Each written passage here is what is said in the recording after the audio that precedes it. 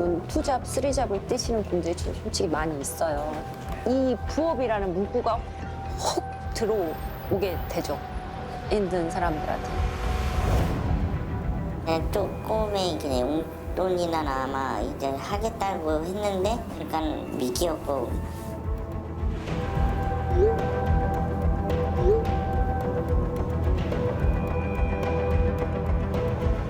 단톡방에 이제 한 3-4명을 초대해서 거기서 이제 사기극이 벌어지는데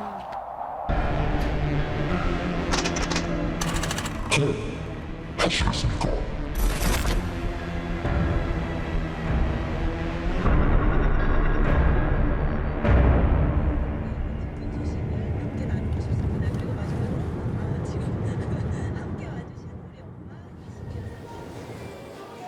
전남 나주에서 4년째 일식당을 하는 노현주 씨.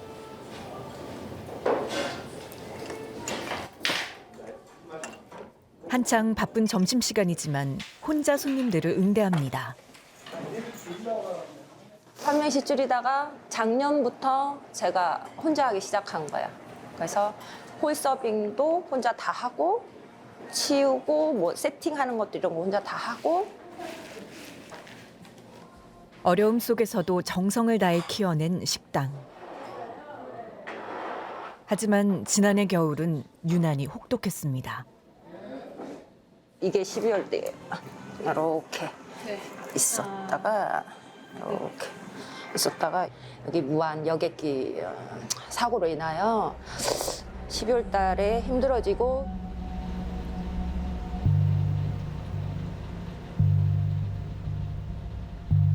이런 고민 중에 눈에 띈 부업 광고. 유튜브 영상만 봐도 돈을 벌 수 있다는 겁니다. 좋아요 눌러주고 시청하는 그런 조회수가 올라가는 걸로 된다고 하더라고요.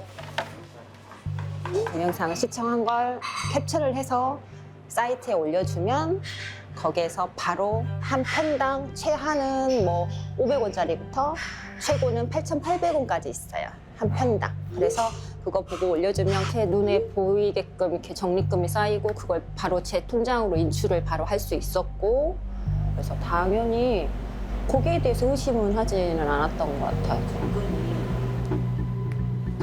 그 순간 업무 관리자는 고수익 미션이라는 또 다른 일을 권합니다.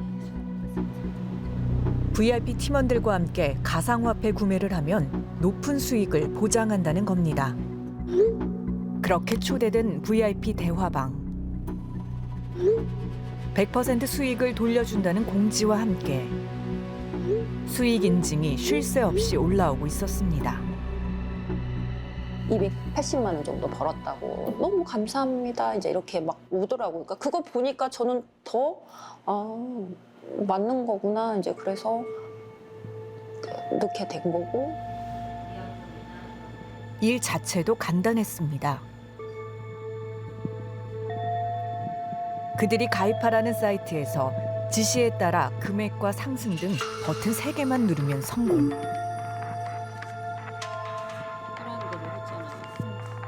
하지만 200만 원을 넣은 뒤부터 팀원들 중 유독 현주 씨만 미션을 실패했다고 합니다. 너가 자꾸 이렇게 실수를 해서 회사에 자꾸 피해를 주고 있다고. 다른 사람들은 다 잘하고 있는데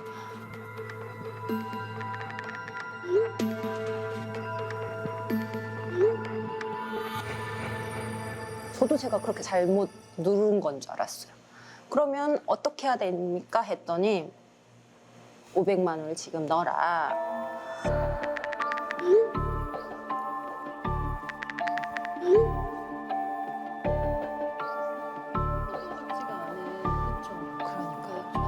바로 위약금을 냈지만 관리자는 현주 씨 탓에 서버 오류가 생겼다는 등 갖은 핑계를 대며 출금을 막고 계속 돈을 요구했습니다.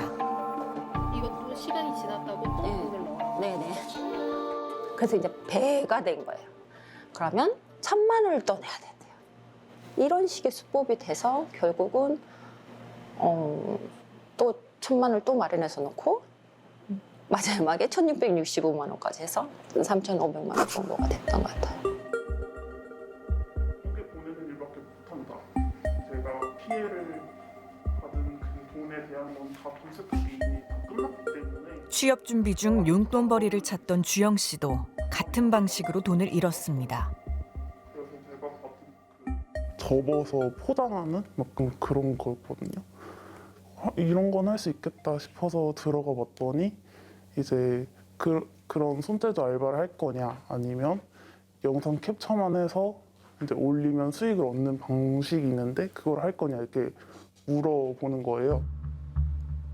얘도 하나만 캡처해서 지금 광고의 종류만 다를 뿐 영상 시청으로 시작해 고수익 미션으로 끌어들이는 과정도 대화방에서 피해자를 압박하는 방식도 똑같았습니다. 그래서 엄청 비난해요. 막 약간 너 미친 거 아니야? 뭐 이러면서 뭐 이런 것도 제대로 못하냐 이런 식으로 말을 했었고 약간 그것 때문에 좀 더 약간 죄책감이라고 해야 되나요? 그런 게 있었고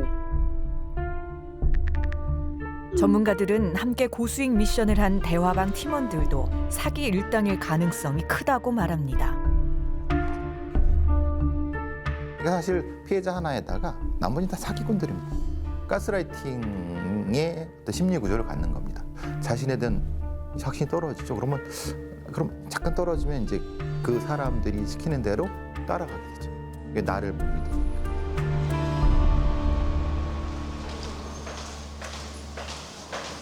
처음부터 철저히 설계된 사기 구조. 어쩌면 같은 일당이 부업의 종류만 바꿔가며 벌이는 일은 아닐까. 특히 피해자들이 고수익 미션, 즉 가상화폐 구매를 위해 가입한 사이트 역시 모두 유사한 형태였습니다. 취재진은 피해자들에게 받은 사이트 주소를 모아 보안 전문가에게 분석 의뢰했습니다. 소스코드나 이런 것들 분석했을 때도 웹사이트의 구조라고 하는 것들이 대부분 다 동일했었습니다. 그래서 결국에는 같은 개발자분이 개발을 한 게 아닐까? 실제 거래소하고 직접적으로 연결되어 있는 그런 것들은 아니라고 볼 수 있습니다. 그러면 거기에 뭐 상승 하락 뭐 이런 버튼이 아무 의미가 없는 버튼인 거예요? 의미가 없는 거죠. 고수익을 보장한다며 가상화폐 투자처럼 꾸몄지만 사실은 다 가짜였던 겁니다. 내부 코드 구조를 더 뜯어보니 개발자의 특징도 발견됐습니다. 전문적인 용어로는 네. 디버그 메시지라고 보통 얘기는 하는데 서버에서 응답 오는 건 아니면 나만 확인하려고 하는 메시지들이 있거든요. 네. 그런 것들은 보통 내가 익숙한 언어로 하기 마련이잖아요. 그랬을 때 지금 저렇게 한자로 되어 있다는 거는 이제 이 사람이 한자를 좀 잘 쓰는 그런 사람들인 거죠. 서버 위치를 추적해보니 미국의 한 서버 임대 회사가 나타납니다. 뭐 하는 회사가 나와 있고 여기에 이제 서버 위치가 뭐 대략적으로 뭐 저기 샌프란시스코에 있다 뭐 이렇게만 나오는 거거든요. 고객 정보 보호가 최우선이라며 수사기관의 협조 요청에도 쉽게 응하지 않는 업체로 알려졌습니다. 고객이 범죄를 저질러서 수사기관이 그런 어떤 정보를 협조를 요청하더라도 최대한 우리가 그런 것들을 내어주지 않는 그런 서비스들을 보통 방탄 호스팅이라고 많이 부르고 있어요. 그래서 범죄자들도 그런 것들을 알고 있는 거죠.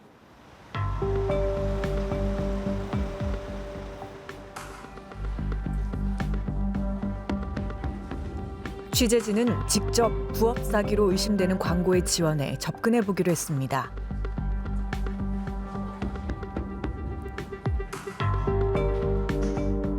먼저 연락이 오고 영상 시청을 제안합니다. 부업에 지원한 뒤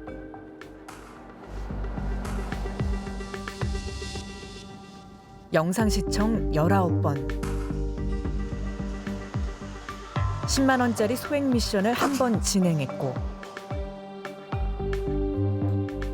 9일 만에 고수익 미션 방에 초대됐습니다. 30만 원으로 가상화폐를 구매하는 미션을 골라 돈을 보냈지만 추가로 90만 원을 더 요구합니다. 30만 원 미션인데 왜 90만 원을 입금하는 건가요? 근데 지금 저랑 똑같은 질문을 한 사람이 한 명 있어요. 지금 근데 왜 또 입금해야 돼요? 지금 이러거든요. 그러니까 마치 나랑 비슷한 생각을 가진 사람이 이 방에 있는 것처럼 지금 꾸미고 있는 거예요.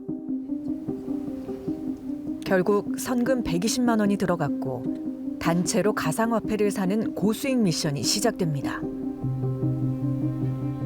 3개를 연속으로 구입하라고 하면서 위에 2개는 지금 BTC, 근데 이제 맨 밑에가 BCH로 저것만 바뀌어요. 저희 이제 사람들을 함정에 걸려들게 하려고 저렇게 해둔 것 같아요. 근데 저는 일단 한번 안 틀리고 해볼게요. 또 BTC 120초 금액 30만 원. 120초 만에 해야 되는 거예요? 지금 시간이 뭐 이렇게 됐다 하면서 사람을 되게 조급하게 만들어요. 지금 저도 120초 만에 구매하라고 하니까 지금 저도 약간 마음이 좀 조급했거든요, 솔직히. 미션 완료. 과연 돈을 받을 수 있을까?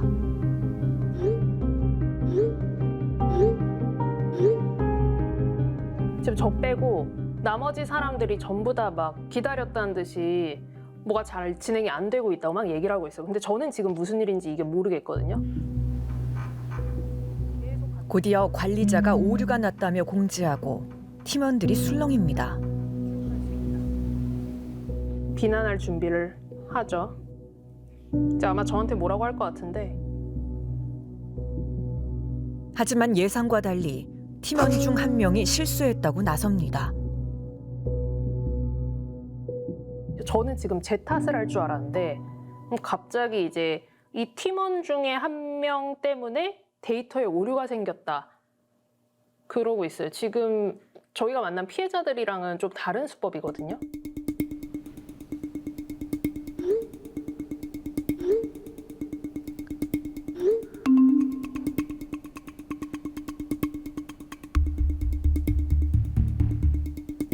하지만 다 함께 성공해야 된다며 원금을 돌려주지 않고 핑계를 대며 돈을 더 요구하는 수법은 같습니다.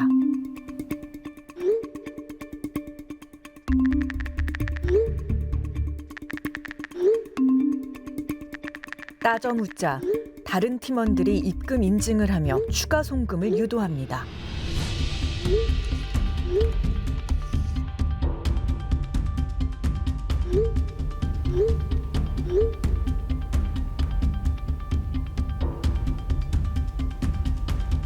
회사 이름을 재차 묻자 등록번호가 가려진 사업자 등록증 한 장을 보내옵니다. 여의도에 있는 회사라고 했는데 이제 등록증에 적힌 주소는 동대문구라고 되어 있고요. 애완용품, 뭐 수족관용품 이런 식으로 전혀 그 회사와는 상관이 없는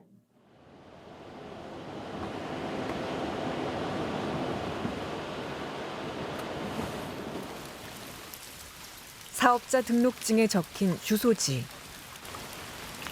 대기업 자회사라더니 골목길에 있는 한 빌라입니다. 계세요. 보니까 간판은 있지만 사람이 드나든 지 오래된 듯한 모습. 왔는데 부재 중이라서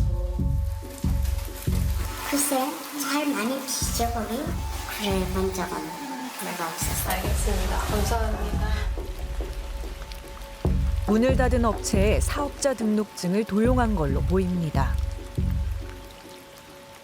피해자들이 회사명을 확인하려 하면 이런 식으로 빠져나갔을 겁니다.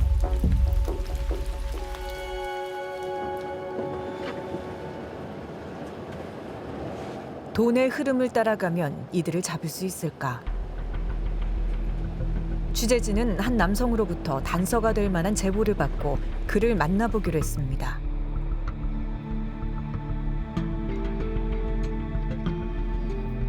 자신이 피해자이자 중간 수금책이었다는 인물입니다. 고수익 미션으로 500만 원을 잃은 그에게 일당은 또 다른 부업을 제안했다고 합니다. 알림톡으로 제 몸 한번 해보시겠냐. 하루에 일당은 무조건 5만 원이다. 손실을 메워보자는 생각에 제안을 수락하자 그들은 신분증과 계좌 한도까지 요구했습니다. 신분증을 요구를 하고 그랬더니 언제부턴가 막 금액대 큰 게 막 정신이 혼미할 정도로 뭐 계속 입금되고 어느 불특정한 이제 계좌를 이제 또 송금을 이제 하라고 이제 재촉을 하는 거지. 왜 안 보내시냐 그거 빨리 보내줘라. 사기 일당은 추적이 어려운 가상화폐 지갑 주소까지 사용해 자금 운반을 시켰습니다. 순식간에 피해자에서 수사 대상이 된 현우 씨. 형사분이 이것도 똑같은 실제 현금이 자기 손 안에 쥐지만 않았을 뿐이지 이제 현금 수거책 역할을 하신 거다 그냥. 그렇게 말씀을 하시더라고요. 나를 대포통장으로 이용을 해가지고 수거책으로 이용될 수가 있구나 하면서 피해자가 중간 수금책이 되면서 돈을 세탁하는 경로가 늘어나는 구조. 최근 또 다른 수금책 2명을 검찰에 송치한 수사팀도 이 때문에 어려움을 겪었습니다. 계좌를 이용해서 돈을 이체하고 다시 또 이것을 가상화폐에 통해서 거래를 통해서 세탁을 합니다. 다른 지갑에서 또 다른 지갑으로 가고 또 불쌍해 외국인 지갑으로 가는 경우가 많이 있습니다. 불경기에 한 푼이라도 더 벌고 싶은 절박함을 노리는 사기 일당들. 민생침해 금융사기는 지난해에만 약 10,000건으로 전년보다 4배 가까이 늘었고 부업 사기 피해 역시 늘고 있지만 신종 사기인 탓에 아직 통계조차 없고 구제 방법도 전무합니다.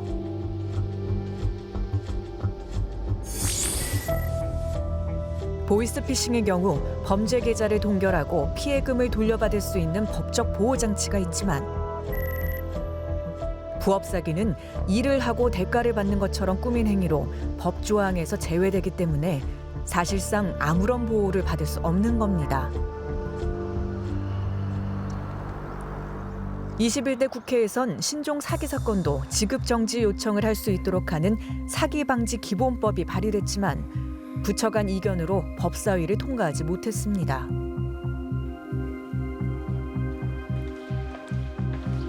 경찰은 올해 문제점을 보완한 법안을 다시 만들려 합니다. 너무 다양한 범죄를 하나의 법으로 다 포섭을 하는 부분에 대해서 좀 여러 가지 이견들이 있어서 그 법을 조금 더 보완을 해서 다중피해 사기를 방지할 수 있는 법안 제정을 추진을 하고 있습니다.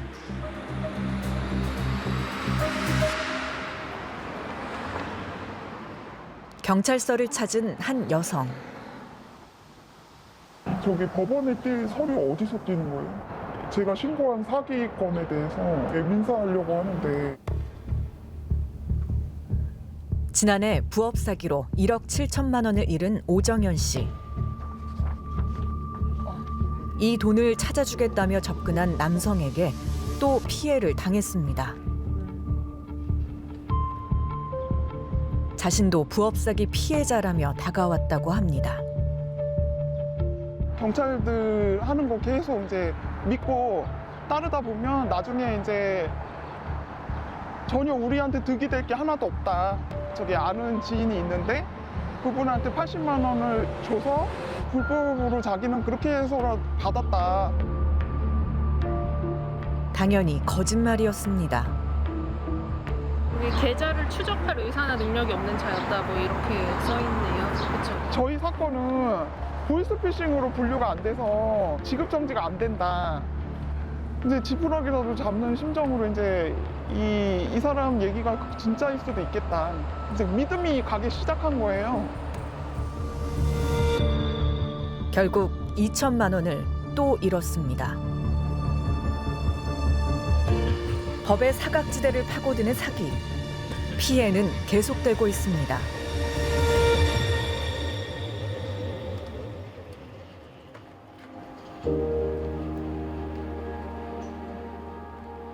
매일같이 반복되는 일상.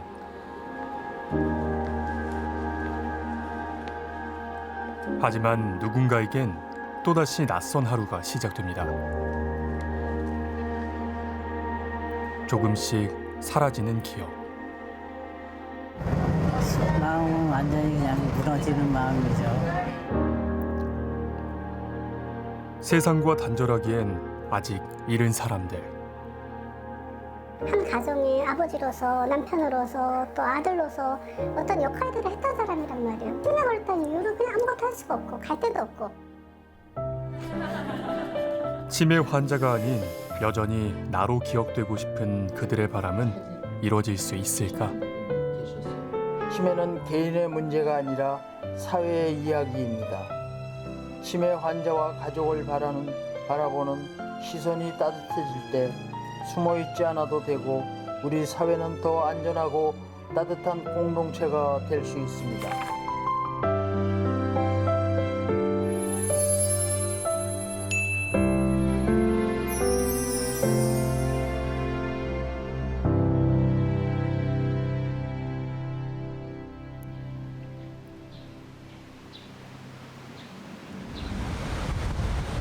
초록이 치매 당사자 이기범 씨의 하루는 남들보다 천천히 흘러갑니다. 4년 전 60대 초반의 나이에 갑자기 맞이한 치매는 기범 씨의 시간을 조금씩 앗아갔습니다. 치매라고 안 그러고 뇌세포가 많이 죽었다고 이렇게 표현하더라고요. 뭐 내가 돌아다니는데 지장은 없는데 뭐 별걸 다 갖고 저 의사가 돈 벌려고 그러나 그래가지고 걸어다니는데 지장 없고 말하는데 지장 없고 뭐.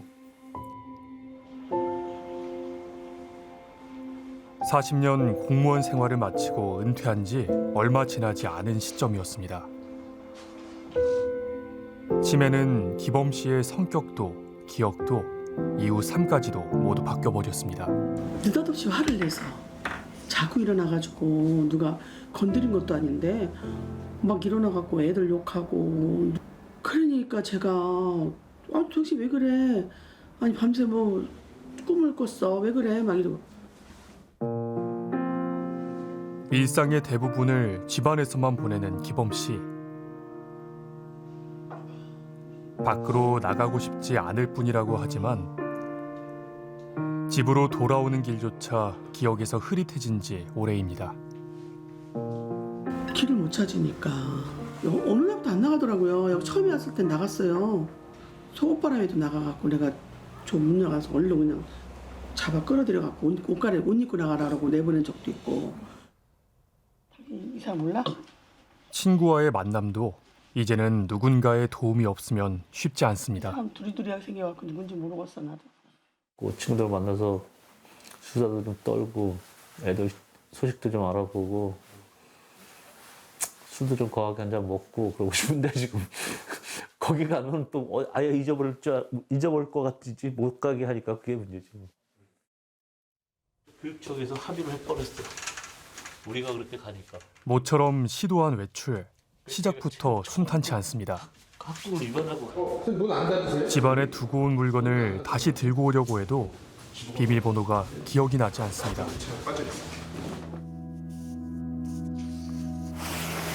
번호가 나오나? 아유 이건 안 되겠다. 이게 아닌가 본데? 내가 안 열어봐서 모르겠어.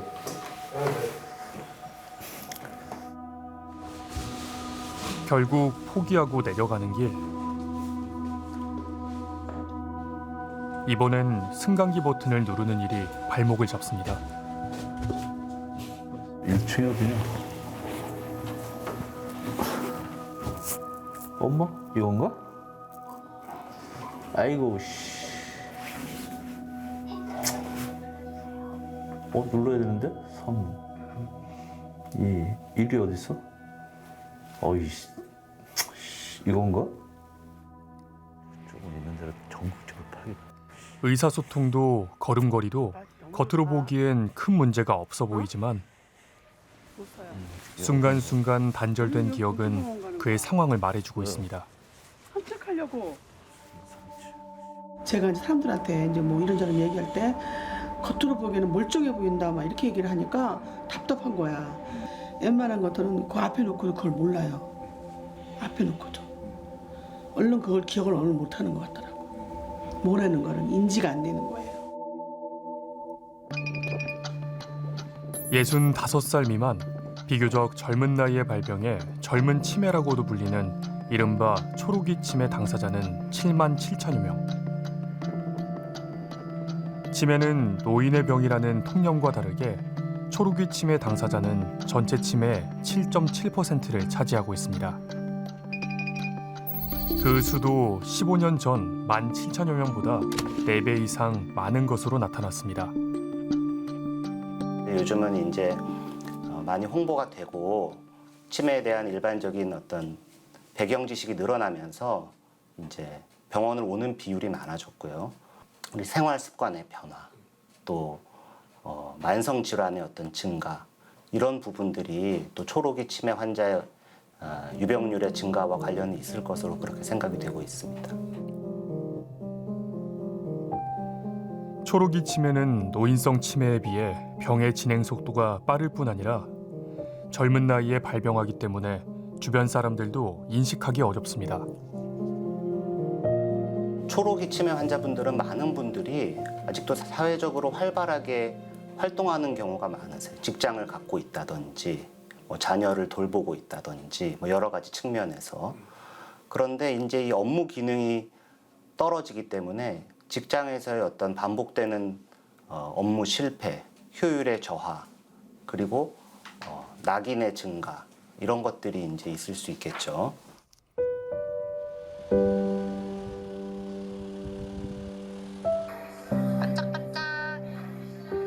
기억을 잃어버린 57살 엄마는 점점 어린아이로 변해갔습니다. 치매 환자 특성상 밥도 이제 편식을 하게 되면은 비행기 이렇게 타는 것처럼 먹여주고, 뭐 샤워할 때도 그냥 물놀이, 물장구처럼 같이 이렇게 막 같이 쳐주고, 그런 거 보면서 아, 엄마도 나를 어릴 때 이렇게 케어했겠지 하면서. 지난 4년 엄마를 돌보는 일은 오롯이 딸인 황유정 씨의 몫이었습니다. 아, 진짜 하늘이 무너지는 것 같았었어요. 진짜 다른 사람들한테 피해 안 주고 살았다고 생각했었는데 왜 나한테 이런 일이 일어나지? 울기도 진짜 많이 울었고, 시스템이 조금 더 잘 가. 단순히 건망증인 줄 알았던 엄마에게 내려진 건 치매 판정. 그때 유정 씨 나이는 32살이었습니다. 난 아직 결혼도 안 했고 친구들이랑 노는 것도 너무너무 좋고 아직 하고 싶은 것도 너무너무 많은데 약간 나쁜 생각이지만 아, 발목 잡히는 건가 이런 생각도 들었었어요. 매일 달라지는 엄마의 상태. 어디로 가야 할지, 누구에게 도움을 청해야 할지 알 수 없는 막막한 시간이었습니다. 엄마가 젊은 나이에 걸리는 초록이 치매다 보니까 정보가 일단은 제일 먼저 부족했어요. 일반 이제 노인성 치매에 관한 정보는 많아요. 그런데 초록이 치매에 대한 이제 어떻게 대처를 해야 되고 나라에서 어떤 혜택이 있고 그런 부분에 대해서 나와 있지가 않았었어요.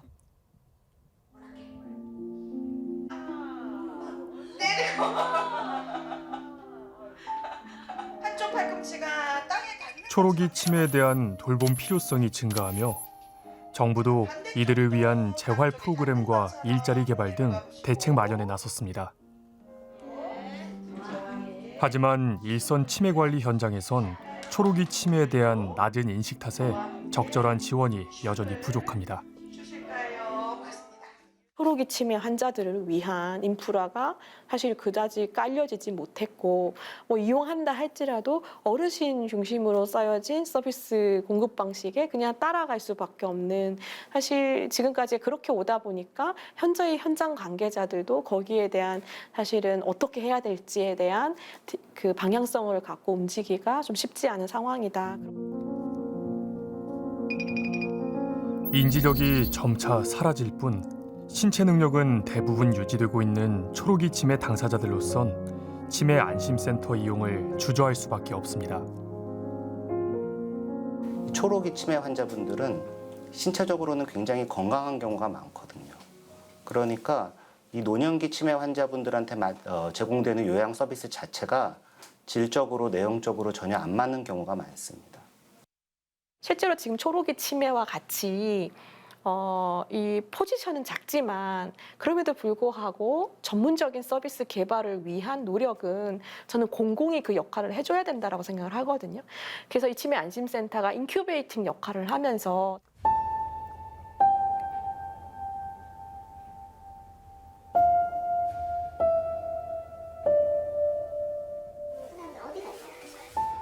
팔 8년째 초록이 치매 남편을 돌보고 있는 김영진 씨도 마찬가지 경험을 했습니다.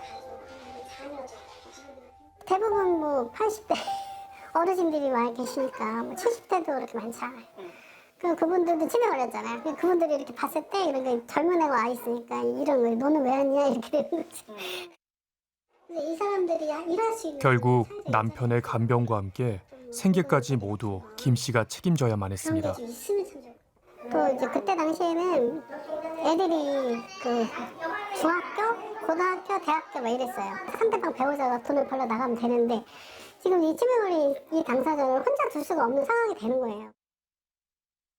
결국에는 경제적인 부담을 질 수밖에 없는 그 부분이 사실 제일 크다라고 봐야 될 것 같거든요. 부부가 이제 또 다른 배우자의 경제적인 거 이렇게 다 커버를 하면서 그리고 이게 사실은 계속적으로 자녀도 백업을 하면서 김 씨는 남편을 돌봤던 지난 8년을 고립의 시간이라고 했습니다. 이 사회적 관계망 속에서 점점 그 관계망이 점점 좁아져서 결국은 저밖에 안 남더라고요.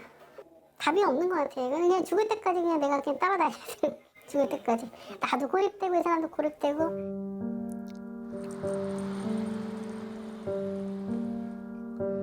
돌봄 사각지대에서 함께 지쳐가는 가족들. 보이지 않는 제2의 환자라고 불리는 이유입니다. 이들을 더욱 힘들게 했던 건 초록이 치매 당사자를 향한 편견이었습니다.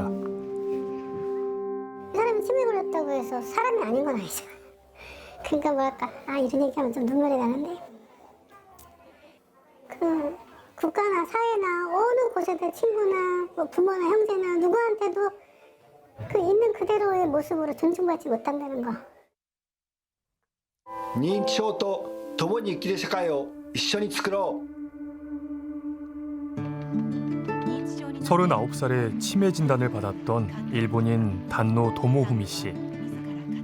단노 씨는 일본 전역을 돌며 자신의 치매 경험을 나누고 있습니다. 치매는 불편할 뿐 불행은 아니다. 실수할 권리를 인정해달라고 말합니다.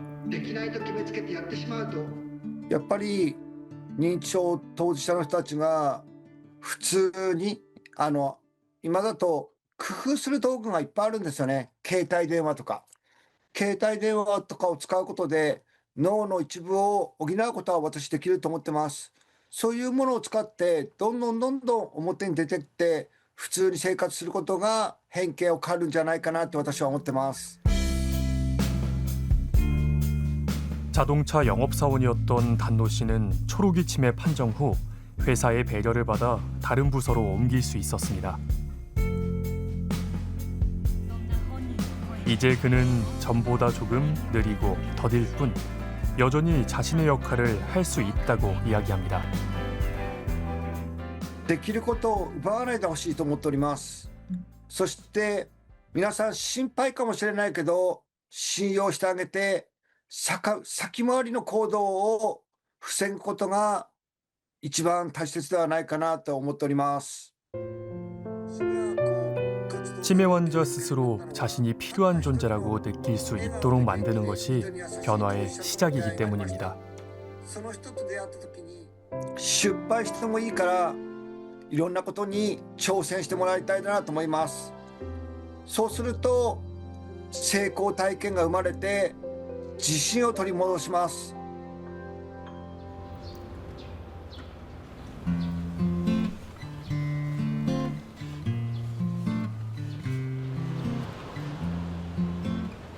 일주일에 2번 조금 특별한 카페로 출근하는 초록이 치매 당사자 조용희 씨.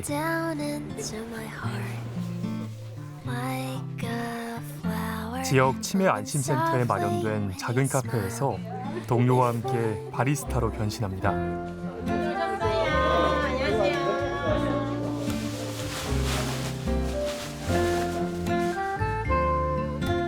커피와 야채 주스 등 메뉴는 5개뿐이지만 주문을 받고 돌아서면 잊어버리기 일쑤입니다. 아, 아까 실수했나 봐. 받는 사람이 정확하게 얘기해줘야 하는데 내가 안 받아서 그래. 그 적어야 돼, 잊어먹어. 그래도 조 씨와 동료들은 일하는 자체가 즐겁습니다. 그러네. 그럼 아메리칸 2잔? 저는 이런 거 한 번도 안 해봤는데 여기 나와서 이런 거 하니까 재밌고 좋지. 하루가 시간도 잘 가고. 그래서 즐겁습니다, 이러는 게. 난 치매라는 것도 생각도 안 해, 지금은 또. 저는 뭐든 다 할 수 있다 생각하고 있거든요. 그래서 자신감이 생기고 하기 때문에 좋아요, 그냥. 전문가들은 여전히 사회활동의 욕구가 큰 초록이 치매 당사자에겐 무조건적인 보호보다 자신의 역할을 지속할 방법을 고민해야 한다고 말합니다. 치매가 있더라도 보통 사람들처럼 자신이 살아왔던 그대로 살아갈 수 있게 어떻게 해주느냐가 핵심이 되어 있는 것 같아요. 그리고 지금까지 살아온 삶을 지속적으로 최대한 오래 살 수 있도록 뭐 케어 플랜을 짠다거나 사회 서비스를 이어준다거나.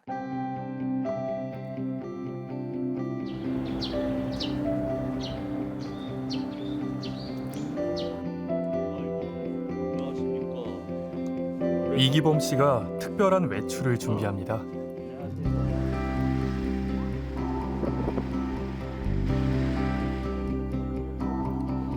초록이 치매 경험을 사람들과 공유하는 자리. 1950년 어디까지 읽었는지 잊어버리기 여러 번. 가족들의 걱정으로 하지 못. 저와 같은 상황에 있는 분들에게 희망을 줄 수 있도록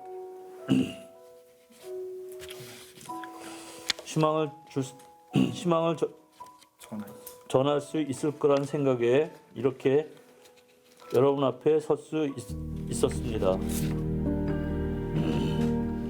자신의 이야기를 전하는데도 한참 걸렸지만 무엇보다 분명하게 전하고 싶은 메시지가 있습니다. 저에겐 특별한 여러분께서 그분들에게 따뜻한 용기와 좋은 기억을 만들어 주셨으면 좋겠습니다. 치매 진단을 받았어도 여전히 일할 수 있고 사회에서 존엄하게 살아가고 싶다는 초록이 치매 당사자들의 소망. 우리는 그들의 목소리에 반응할 준비가 돼 있을까요? 치매를 진단한다, 치료한다. 여기에 너무 매몰되지 말고 치매를 받아들인다. 치매 환자와 함께 살아간다. 치매 환자들에게 좋은 역할을 부여한다. 이런 관점에서 치매를 바라보는 것이 여전히 굉장히 중요하다고 그렇게 생각합니다. Sometimes when I'm dreaming of the stars, I think of you too.